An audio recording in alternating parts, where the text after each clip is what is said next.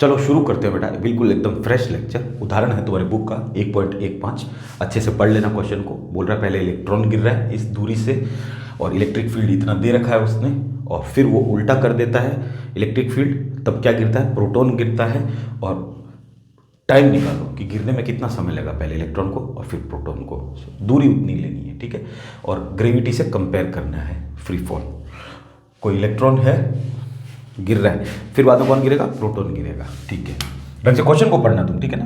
मैं तो क्या क्या पढ़ा हुआ हूँ क्वेश्चन को कई बार, तुम लोग पढ़ना। तो देखो बेटा, इलेक्ट्रिक फील्ड बनाते हैं। ये रहा, ये इलेक्ट्रॉन है, ये गिर रहा है।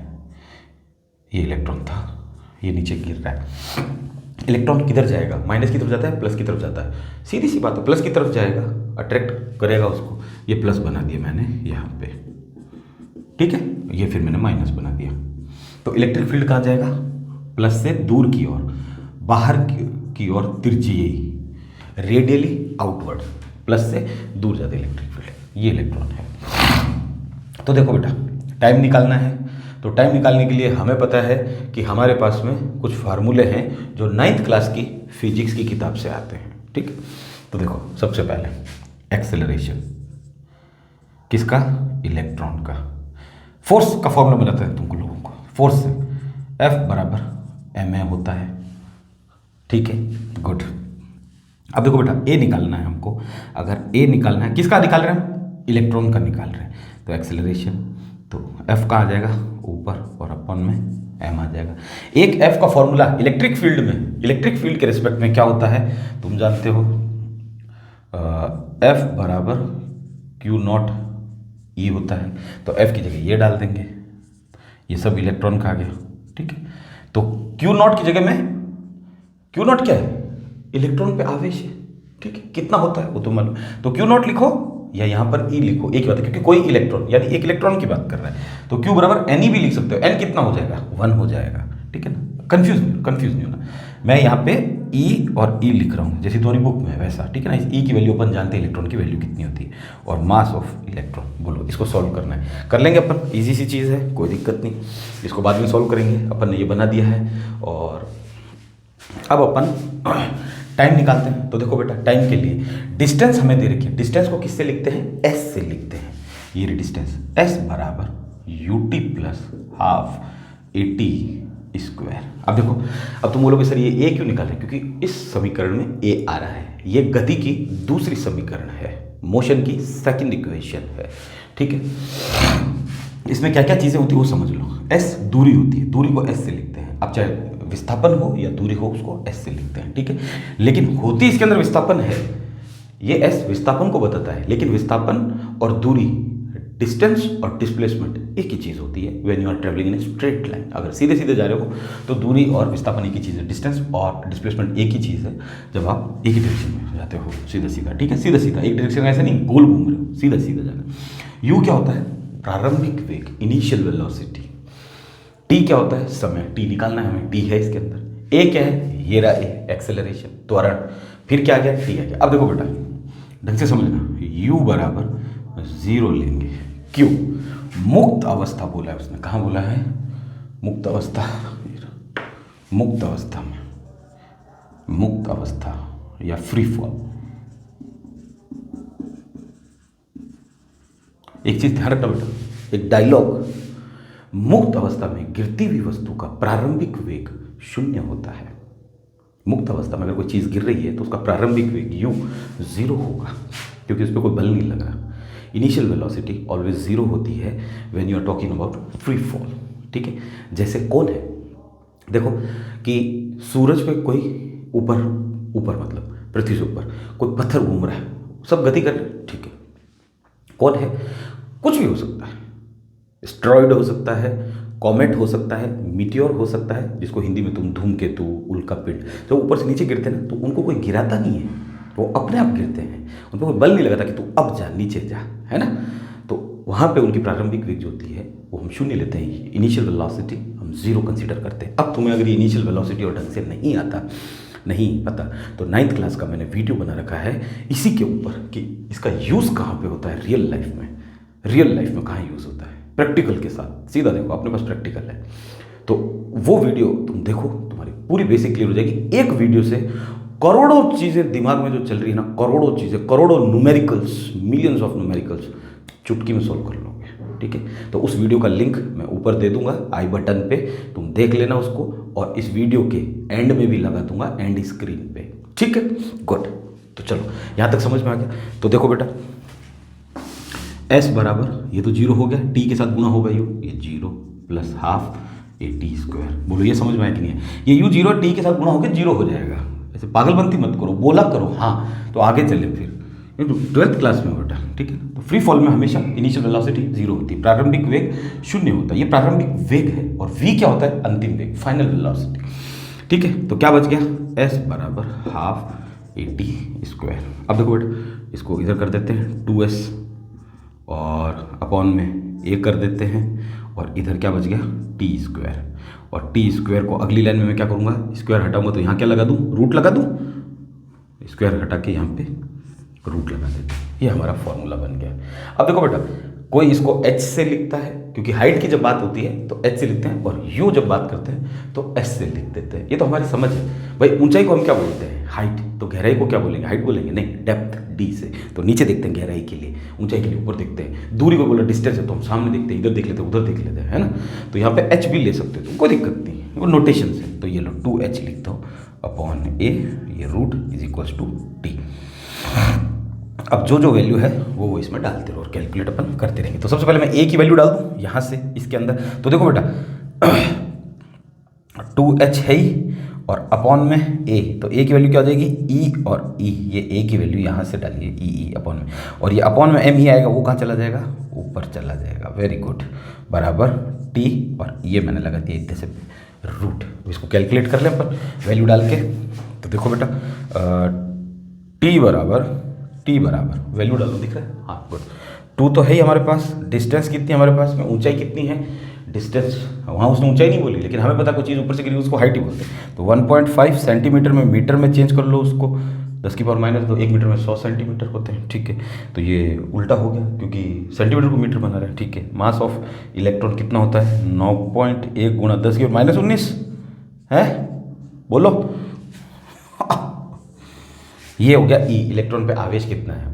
ठीक है, कितना होता है? 1.6 गुणा 10 की पावर माइनस 19, और इलेक्ट्रिक फील्ड हमें दे रखा कितना है? 2 इंटू 10 की पावर 4, और इस सब पे रूट लगा दिया। तो हमारा टी जो है ना वो इलेक्ट्रॉन का आ रहा है। ये सब इलेक्ट्रॉन की बातें कर रहे हैं अभी हम, इलेक्ट्रॉन गिर रहा है किसी ऊंचाई से। ठीक है, तो इसको सॉल्व करेंगे तो टी ई, ये मैं सीधा बुक से लिख दूंगा, तुम सॉल्व कर लेना, क्योंकि इससे पहले जितने भी मैंने न्यूमेरिकल के सारे तुम्हारे लिए सॉल्व करके रखे हैं, और इस बार स्क्वायर रूट आ रहा है, वर्गमूल आ रहा है, तुम कर लोगे, मुझे यकीन है। ठीक है, क्योंकि अगर हार्ड आता तो मैं करवाता, वो तुम्हें मालूम है। चाचा जी को हार्ड चीज़ें पसंद है, देखो सीधी सी बात है, मास्टर को हार्ड चीज़ें पसंद है। ठीक है, तो मैं देख लेता हूँ आंसर क्या आ रहा है इसका, लिख देता हूँ वो मैं। ये आया 2.9 इंटू 10 की पावर माइनस 9, 2.9 इंटू 10 की पावर माइनस 9 सेकेंड। टाइम आएगा तो टाइम की यूनिट क्या रहेगी? सेकेंड रहेगी। 2.9 इंटू 10 की पावर माइनस 9, 2.9 इंटू 10 की पावर माइनस 9 सेकेंड। ये आ गया तुम्हारा इलेक्ट्रॉन का टाइम। इलेक्ट्रॉन को गिरने में इतना समय लगेगा। ठीक है, माइनस में आ रहा है मतलब कम टाइम लगेगा। अब देखो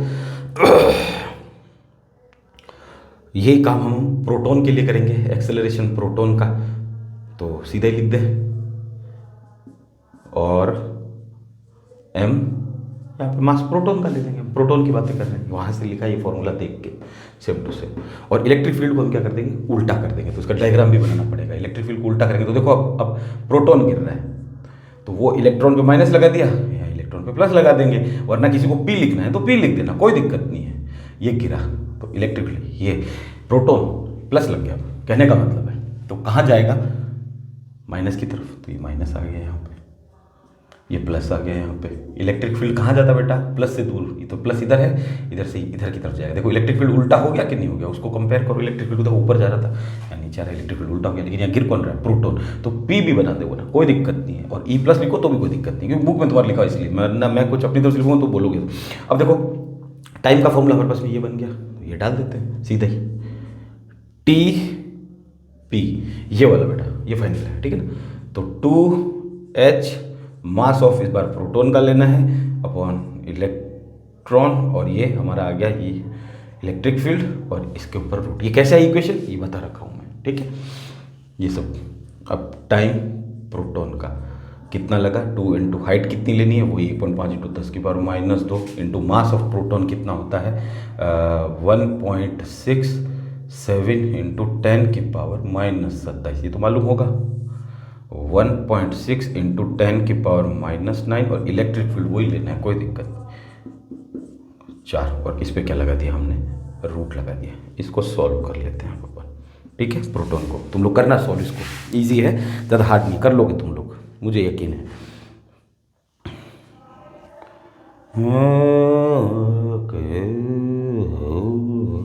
1.3 गुणा 10⁻⁷, 1.3 गुणा 10⁻⁷ सेकेंड।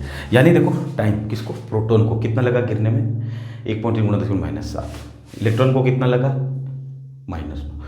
पहले कौन गिरेगा, कौन गिरेगा पहले, पहले ये गिरेगा। इलेक्ट्रॉन का टाइम कम है, क्यों है, क्योंकि पावर देखो बड़ी आ रही है लेकिन माइनस में आ रही है। कई बार समझाया है कि अगर नहीं समझ में आए तो गिनती लिख लिया करो, ये 0 है, 1 2 3 4, इधर जा रहे हैं तो गिनती बढ़ती है और इधर जाते हैं तो गिनती कम होती। तो यहाँ पे आ जाएगा 10⁻⁻5, यहाँ आ जाएगा 10⁻⁻7 और यहाँ आ जाएगा 10⁻⁻9। इधर जाएंगे तो गिनती क्या होगी, छोटी होती जाएगी, यानी उसको कम टाइम लगेगा, यानी इसको कम टाइम लगेगा, लेस टाइम, कम टाइम लगेगा। ये जल्दी गिरेगा, लेस टाइम। बोलो, ये हमने निकाल लिया इलेक्ट्रॉन का टाइम और प्रोटॉन का टाइम, समझ में आ गया। अब अपन निकालेंगे एक्सेलरेशन और फिर उसको क्या करेंगे, कंपेयर करेंगे, गुरुत्व से क्या करेंगे, तुलना करेंगे। तो मैं इसको मिटा देता हूँ। अब देखो बेटा, जो वैल्यूज आई है वो मैंने लिखी है। इलेक्ट्रॉन का टाइम कितना, ये लिख दिया, और प्रोटॉन का टाइम कितना लगा, ये लगा। एक्सेलरेशन ये इलेक्ट्रॉन का है, ये निकाल दिया मैंने, ये तुम्हारी बुक में निकाला नहीं, मैंने निकाल दिया, ये रहा। और प्रोटॉन का एक्सेलरेशन यही फॉर्मूला है, लेकिन मास किसका यूज में लेना है, प्रोटॉन का लेना है। कितना आएगा, ये तुम्हारी बुक में निकला हुआ है 1.9 इंटू 10⁻12, कुछ नहीं, मल्टीप्लाई कर देना, निकल जाएगा। अब देखो बेटा, कंपेयर करना है हमें ग्रेविटी से।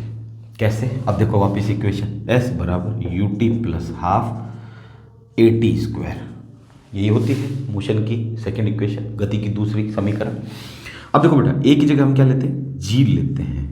क्यों लेते हैं, क्योंकि जब आप एक टावर पे खड़े हैं, ये लो, ये टावर है, ये आप खड़े हो, आपका पैर फिसल के आप इधर आ गए, थोड़ा सा आप उधर की तरफ गए, टावर से इधर आ गए। अब आप बोलो नहीं मैं यहाँ खड़ा रहूँगा, ऐसा हो सकता है आप खड़े रहेंगे, नहीं रहेंगे ना, क्या लगेगी, ग्रेविटी। अब पृथ्वी आपको खींचेगी। अब आप बोलोगे नहीं मैं तो मेरी मर्जी से हूँगा, नहीं, पृथ्वी को गुरुत्वाकर्षण बल लग रहा है। तो यहाँ पे समझ में आ गया, ए लग रहा था यहाँ तक तो, और यहाँ पे आती है जी लग गया। अब पृथ्वी इसको खींचेगी, आजा आजा, बिल्कुल ठीक है ना, प्यार से नहीं खींचेगी इसको, जितनी इसने बदमाशी की है उतनी बदमाशी से इसको गिराएगी। फिर ये गिरेगा कैसे, फैल जाएगा, फैल जाएगा ऐसे, ये हाथ पर ऐसे धड़ाम से तो होगा इसका, ठीक है ना, धड़ाम हो जाएगा। तो ग्रेविटी क्यों कम मिली, समझ में आ गया ग्रेविटी क्यों लेते हैं। अब देखो बेटा, जब ये यहाँ से गिरा तो इस पर किसी ने बल नहीं लगाया, ये तो इसने तो एक पैर आगे रखा था बस, ठीक है ना, और ये फटाक से आ गया। तो इनिशियल वेलोसिटी कितनी थी, 0 थी, तो ये 0 हो गया पूरे, प्लस हाफ GT², S बराबर हाफ GT², ये 2 इधर आ जाएगा तो 2S। और अब ये हाइट में है तो अपन इसको हाइट से डिनोट कर देते हैं, ये लो। पहले हमें नहीं पता था कि ये हाइट है, हम तो एक नॉर्मल लेके चल रहे थे, लेकिन अब हमें पता चला टावर पे खड़ा, तो हमने इन सबको H को S से रिप्लेस कर दिया। तो 2H GT², ये G भी कहाँ आ जाएगा, यहाँ पे आ जाएगा, T² क्या बच जाएगा, 2H/G। ये G नीचे आ जाएगा, ये आ गया, लेकिन इधर उधर लिखा है। अब T बराबर 2H/G और इस पे रूट।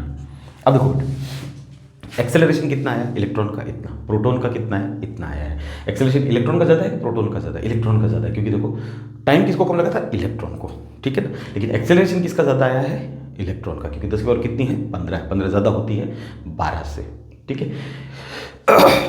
जिसकी स्पीड ज़्यादा उसका एक्सेलरेशन भी ज़्यादा होगा। इलेक्ट्रॉन कम समय में गिर गया था, कम समय कम लगा, यानी इलेक्ट्रॉन की स्पीड क्या थी, ज़्यादा थी, तभी तो कम समय में गिरा। भाई फर्स्ट कौन है, फर्स्ट आया इलेक्ट्रॉन, ठीक है, तो स्पीड ज़्यादा थी तभी तो फर्स्ट आया, तो एक्सेलरेशन भी ज़्यादा होता है। ये चीज़ तुम्हें देखो ध्यान रखनी पड़ेगी थोड़ी सी, ठीक है। अब हमें ग्रेविटी से कंपेयर करना है। हमें पता है कि हमारे पृथ्वी पे ग्रेविटी कितनी है, ये लो मैं ऐसे बना रहा हूँ, बराबर का निशान नहीं लगा रहा, 10 मीटर पर सेकेंड स्क्वायर। हमारा जी का मान ये आता है, इससे ये बंदा नीचे गिरता रहता है। ठीक है, ये बंदा अगर गिरेगा तो हर सेकंड जो है ये इतनी ग्रेविटी लग रही है 10-10, लेकिन यहाँ कितनी है 10 की 15 और 10 की पावर 12। तो पहले कंपेयर करें प्रोटॉन से।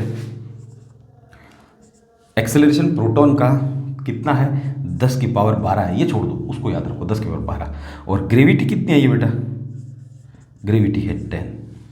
समझ में आ रहा है कुछ, कि मैं ये बोल रहा हूँ कि मेरे पास ट्रिलियन रुपीज़ हैं, 70 ट्रिलियन रुपीज़, अरबों खरबों नहीं, उससे भी आगे। शंख, 10 शंख, पदम कदम, हिंदी वाले जानते होंगे शायद, है ना, हिंदी मीडियम वाले। इंग्लिश मीडियम वाले में तो क्या ट्रिलियन है, फिर याद आते हैं। तो देखो बेटा, मैं ये बोल रहा हूँ कि मेरे पास, चलो मान लेते हैं, मैं ये बोल रहा हूँ खरबों रुपए हैं, बिलियन ऑफ रुपीज़ हैं, और एक के पास 10 रुपीज़ है। क्या वो मेरे से कंपेयर कर पाएगा? 10 रुपीज़ कहाँ अड़ेंगे खरब के सामने? 10 और 12 कितना होता है? 10 के और 7 पे करोड़ आ जाते हैं, 12 लगा हुआ है, क्या कंपेयर? यानी ग्रेविटी क्या है, बहुत ही कम है। क्यों कम नहीं? क्योंकि इलेक्ट्रिक फील्ड लग रहा है, इलेक्ट्रिक फील्ड लग रहा है, हो रहा है इलेक्ट्रिक फील्ड, कितना लग रहा है, हो रहा। इससे कंपेयर करते हैं इलेक्ट्रॉन से, 10 की पावर 15 और ग्रेविटी कितनी है 10 है। यानी इसमें फ़र्क कितना आ गया, देखो इसमें फ़र्क आ गया कि एक्सेलरेशन कितना ज़्यादा है, एक्सेलरेशन ज़्यादा है लगभग 10 की पावर 11 की, क्योंकि 10 की पावर 12 में 10 का भाग देंगे तो एक पावर कम हो जाएगी, भाग देना और कुछ नहीं करना, तो 10 की पावर 11 आ जाएगा। गुड। इसमें कितना आ जाएगा, 10 की पावर 13 आ जाएगा, नहीं 14 आ जाएगा। जो एक्सेलरेशन है वो लगभग 10 की पावर 14 के बराबर हो जाएगा, भाग देना है, ये 10 की पावर 15 में 10 का भाग देते, एक जीरो कट जाएगा, ठीक है।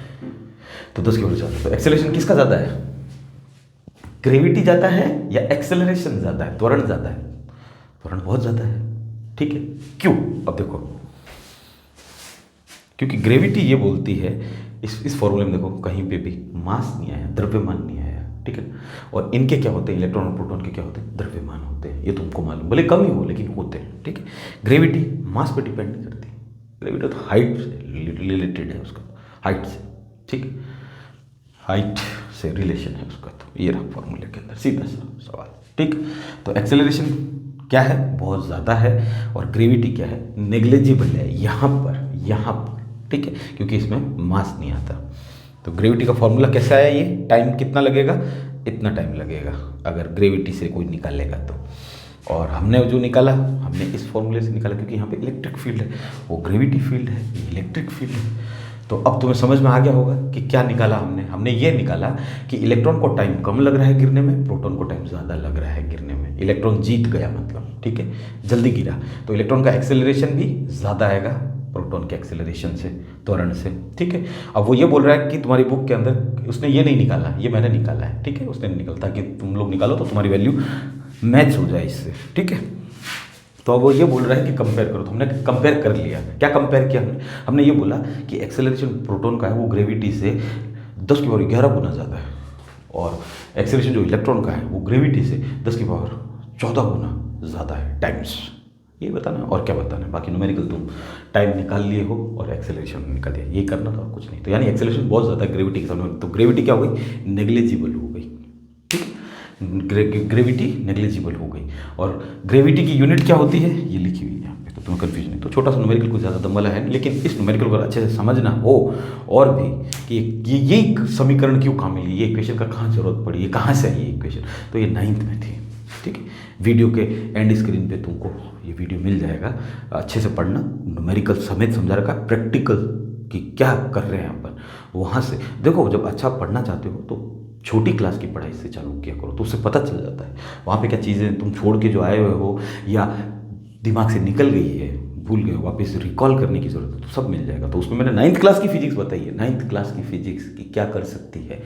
तो ये जो वीडियो के एंड में जो तुम्हें वीडियो मिलेगा उस पर क्लिक करके देखना, तो मज़ा आ जाएगा, देखोगे तो प्रैक्टिकल, ठीक है ना। 10 मिनट के प्रैक्टिकल हैं यार, ज़िंदगी में अगर 10 मिनट में अगर कुछ चीज़ सीखने को मिल रही है और उससे करोड़ों चीज़ें हमारी सॉल्व हो जाती है, तो प्रैक्टिकल अगर करते हो तो क्या बताता है, वो करोड़ों चीज़ों को एक साथ सिमट के रख देता है, समझ में आ गया। उसके बाद तुम्हारे कोई भी न्यूमेरिकल आएगा तो तुम अटैक कर सकते हो कि हाँ ये क्यों दिया है इसने, समझ में आया।